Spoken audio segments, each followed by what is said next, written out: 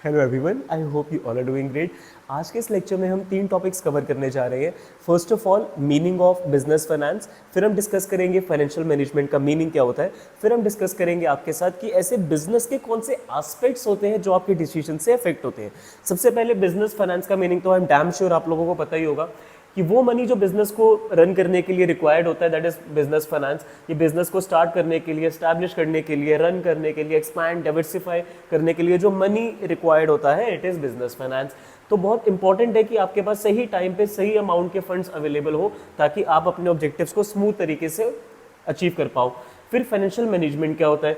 देखो, there are multiple sources of arranging finance for running the business. It could be equity, it could be debt. अब उसमें भी बहुत variations आ जाती हैं कि लोन लेना है, डिबेंचर्स इशू करने हैं, एंड इक्विटी शेयर्स इशू करने हैं, प्रेफरेंस शेयर इशू करने हैं।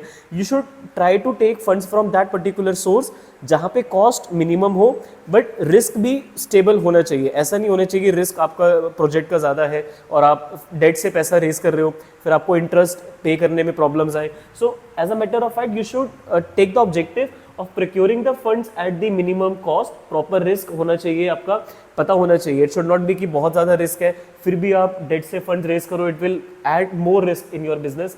ऑप्टिमल प्रोक्योरमेंट करना फंड्स का, आपके पास डिफरेंट सोर्सेज अवेलेबल होने चाहिए। आप उनको एनालाइज करो, देखो कौन से ऑप्शंस आपके पास फंड्स रेज करने के लिए अवेलेबल है at minimum cost. Fine, and afterwards you will B deciding the most suitable source of raising the finance.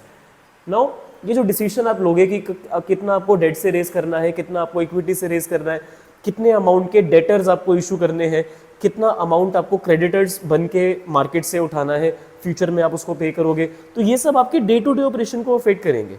Now ultimately the very first thing is size and composition of your fixed assets. Now if you will decide to start a factory, now you will require a high amount of fixed capital, but if you will decide to start a trading concern or a service organization, तो compared to manufacturing आपकी working capital और fixed capital की ज़रूरतें थोड़ी कम होगी।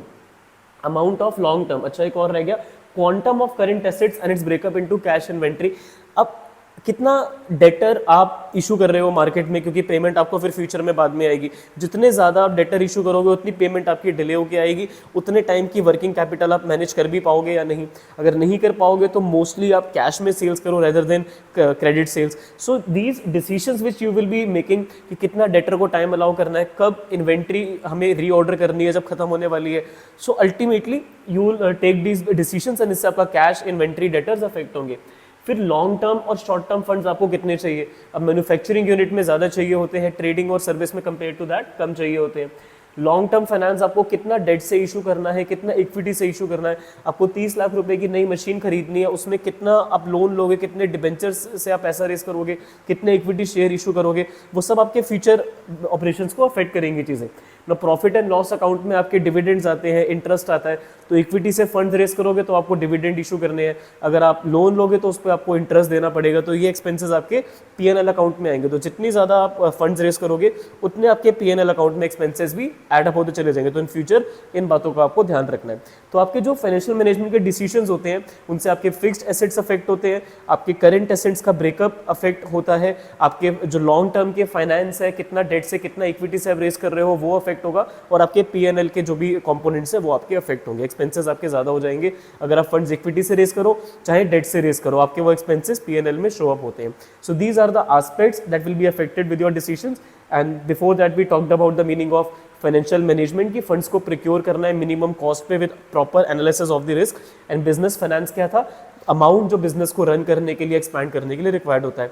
इसके अगले lecture में हम बात करेंगे फाइनेंशियल मैनेजमेंट का ऑब्जेक्टिव क्या होता है। I hope all the 3 topics that we discussed are clear to all of you. कोई डाउट, डिफिकल्टी हो तो कमेंट सेक्शन में इंस्टेंटली पूछ सकते हो। I will reply as soon as possible. Thank you for listening to me so patiently. Have a great day.